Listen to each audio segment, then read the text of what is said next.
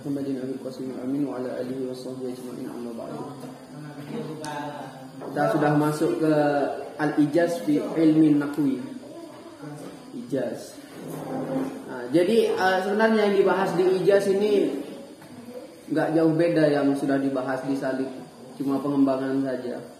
Jadi kalian mungkin untuk memahaminya itu nggak terlalu repot.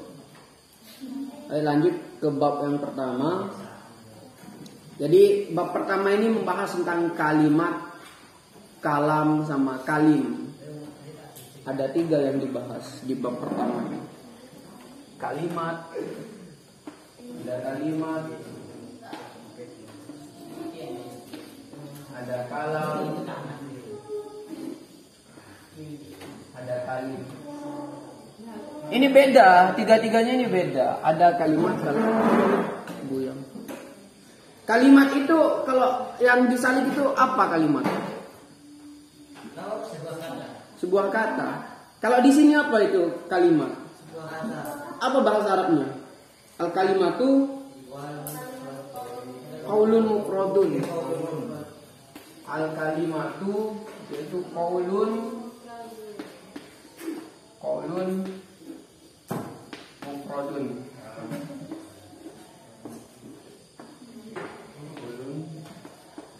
Al kalimatu qaulun mufradun.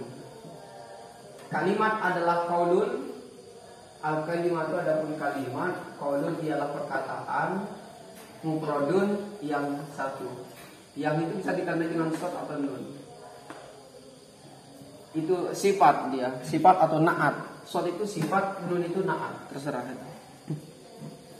Ini sudah kita bahas kemarin. Intinya kalau semua yang berbentuk kata itu namanya kalimat sudah. Jadi ini hanya mau menjelaskan tentang kalimat di bahasa Arab itu beda dengan kalimat yang di bahasa Indonesia. Kalau kalimat bahasa Indonesia kan kumpulan beberapa kata. Kalau menurut bahasa Arab, menurut Nahu, kalimat itu ya ini qaulun mufradun, sebuah kata.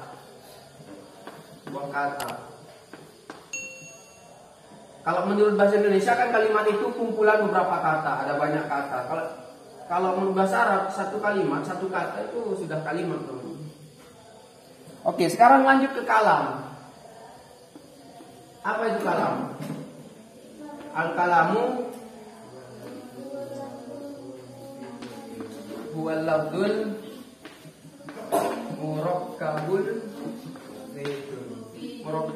mufidu bil wad'i.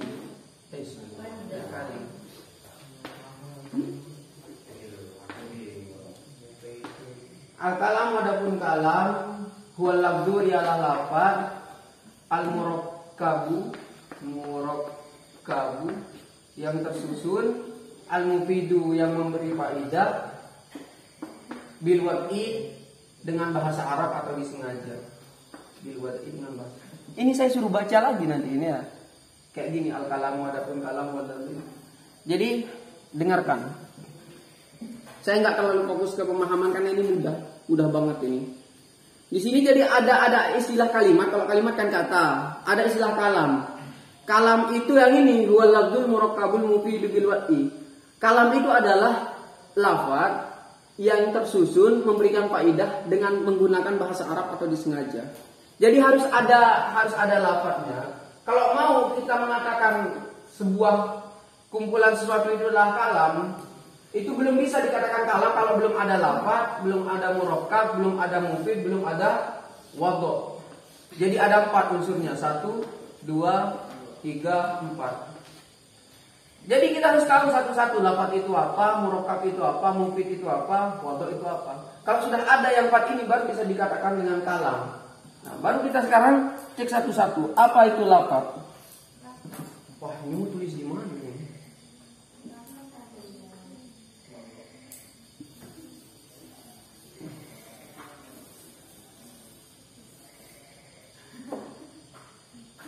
Ya, pertama itu lafaz ya. Apa itu lafaz? Al-lafdhu huwa sautu huwa sautul mustamilu ala ba'dil hurufil hijaiyati.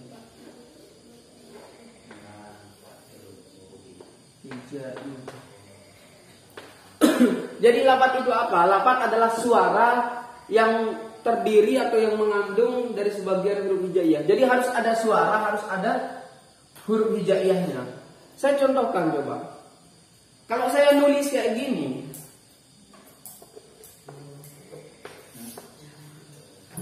ini lafaz enggak?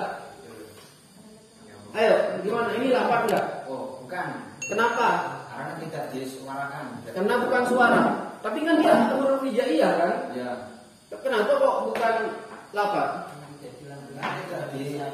Jadi harus ada dua-duanya, harus ada suara plus huruf hijaiyah. Bagaimana kalau saya ngomong kapur? Kapur ini lafaz atau tidak? Kenapa? Padahal kan ada suaranya. Karena tidak ada huruf hijaiyah. Tidak menggunakan huruf hijaiyah. Bagaimana kalau saya mengatakan kitabun? Apakah lafaz atau tidak? Kenapa? Dan Suara. bersuara. Ini cuma lafaz itu kayak gitu, ada suaranya, kemudian pakai huruf hijaiyah. Selesai, lafaz itu selesai sudah. Satu dah unsur kalam yang sudah kita pelajari, yaitu al-lafdu. Al-lafdu ada lafaz, huwa sautu, ini jadi khobar, ialah suara, al-mustamilu yang pakai shad atau nun, yang mengandung ala ba'dil hurufi atas sebagian beberapa huruf al-hijaiyati yang bangsa hijaiyah. Ingat, tulis di kitabnya nanti. Saya suruh baca lagi. Oke, selanjutnya al-murakkabu. Murakkab. Apa itu murakkab? Apa bahasa Arabnya?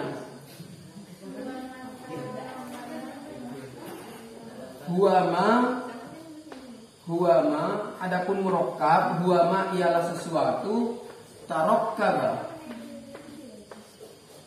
Tarakkaba ini ikut wazan tafa'ala. Tarakkaba min kalimataini fa'aktsara. Murakkab adalah huwama ialah sesuatu tarakkaba yang tersusun apa? Kembali ke ma. Min kalimataini dari dua kalimat fa'aktsara atau lebih. Min kalimataini dari dua kalimat fa'aktsara atau lebih. Unsur yang pertama lafaz sudah. Yang kedua ini murakkab.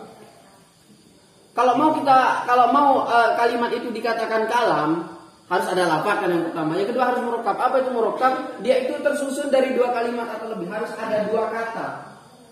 Bagaimana kalau kayak yang tadi itu? Zaidun, apakah ini murakkab atau tidak? Yang ini murakkab atau tidak? Bukan. Kalau saya mengatakan Zaidun murakkab atau tidak? Kenapa? Karena tidak tersusun dari dua kalimat. Tapi apakah lafaz atau tidak? Ya. Lafaz. Nah, itu bedanya. Jadi murakkab itu harus tersusun dari dua kalimat. Bagaimana kalau saya nulis koma Zaidun? Apakah ini murakkab atau tidak? Ya. Kalau saya ngomong koma Zaidun murakkab atau tidak? Nah, jadi permasalahan murakkab itu sudah tidak permasalahkan tentang apakah ada suara atau tidak. Sudah tidak bahas apakah ada suara atau tidak. Itu bagian lafaz. Intinya kalau dia itu tersusun dari dua kata atau lebih, itu sudah. Ini contoh yang dua. Contohnya yang tiga seperti in kan. In koma Zaidun. In koma jika berdiri Zaidun siapa Zaid. Ini murakkab atau tidak? Kenapa? Karena susun Dari berapa? Tiga. Dua kalimat atau lebih. Bacanya al-murakkab adapun murakkab huwa ma ialah sesuatu tarakkaba yang tersusun apa ma min kalimatain dari dua kalimat faktor atau lebih. Dua sudah. Sudah ada lafaz, sudah ada murakkab. Apa yang ketiga? Mufid. ini hapus dulu.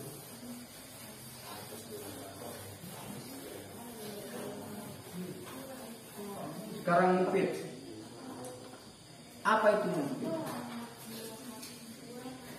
Al-mufidu huwa